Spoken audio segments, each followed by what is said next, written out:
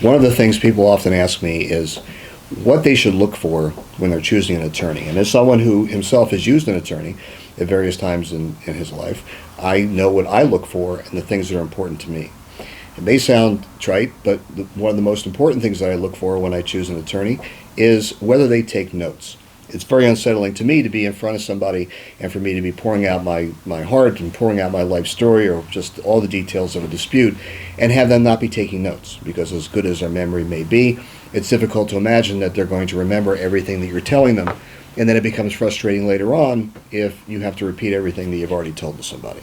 So that's the first thing. Are they taking notes? Are they paying attention to what you're saying to them? The second thing is whether you feel internally like you are jiving with that person. If you have a sense that in sitting down with an attorney that you don't like him or her, or that you're not being heard, or that you're concerned about whether you're going to be able to get enough time from that attorney when it comes time for that your case becomes very busy, then trust that feeling.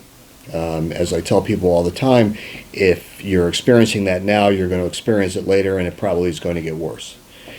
It's the same advice I give people sometimes when they're in the middle of a relationship with a lawyer and they're unhappy. Oftentimes people will invest a certain amount of money in a case or in time with an attorney, and they feel that they've gone that far and they just have to kind of see the thing all the way through.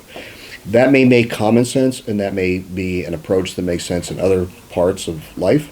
It's not a good approach when it comes to keeping an attorney. If you're unhappy with that attorney, if you're not getting that attorney's attention, if they're not responding to emails or not responding to phone calls, that's not a healthy relationship to be having with an attorney. And that's a very good time to make a change.